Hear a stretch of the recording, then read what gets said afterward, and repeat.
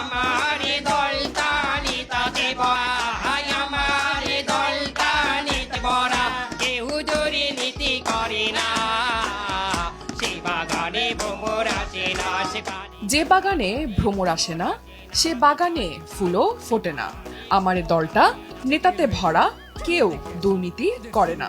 এই স্লোগান দিয়েই দেশ বাঁচানোর দায় কাঁধে তুলে নিয়েছেন সদ্য আত্মপ্রকাশ করা রাজনৈতিক নেতা ফজলু ভাই।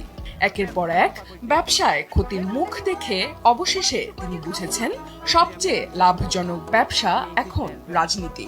তাই এবার নিজেই গড়লেন নিজস্ব রাজনৈতিক দল, নিজেই হলেন প্রেসিডেন্ট। প্রত্যেকটা ব্যবসারই তো তুই হোবালে পাইন মারতো।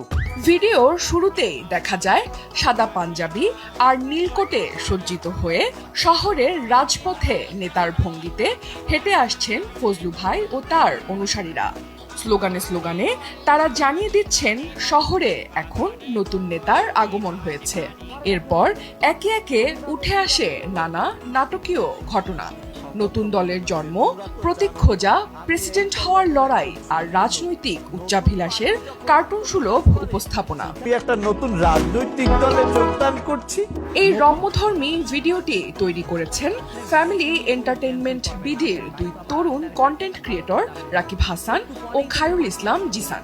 রাজনৈতিক স্যাটায়ারের মোড়কে তারা তুলে ধরেছেন একটি গুরুত্বপূর্ণ সামাজিক বাস্তবতা, আর তা হলো বর্তমান বাংলাদেশে রাজনৈতিক দল গঠনের হিড়িক। আসন্ন নির্বাচন সামনে রেখে ইতোমধ্যে ৬৫টি রাজনৈতিক দল নির্বাচন কমিশনের কাছে নিবন্ধনের জন্য আবেদন করেছে, যার মধ্যে বহু দল গঠিত হয়েছে গত বছর ৫ আগস্ট ফ্যাসিস্ট সরকার পতনের পর। তবে এসব দলের অনেকগুলোরই নেই কোনো কার্যকরী কমিটি, কার্যালয়, এমনকি কোথাও সাইনবোর্ডও দেখা যায় না। অনেকে আছেন শুধুই কাগজে কলমে।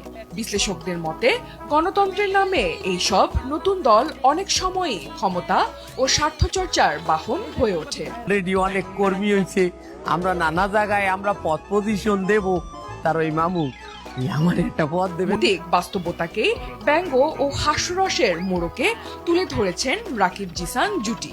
তাদের ভাষায় সমাজের দূষিত ও অবাস্তব ঘটনাগুলোকে কমেডির মাধ্যমে জনসাধারণের সামনে উপস্থাপন করাই তাদের কাজ। তারা মনে করেন সুস্থ ধারার বিনোদন কেবল আনন্দ নয়, এটি হতে পারে সামাজিক পরিবর্তনের হাতিয়ারও। তাই দেশের মানুষের জন্য গঠনমূলক ও চিন্তা উদ্দীপক কন্টেন্ট ছড়িয়ে দিতে তারা প্রতিশ্রুতিবদ্ধ। পাশাপাশি বিভিন্ন সামাজিক অসঙ্গতি দূর করতে মানুষকে সচেতন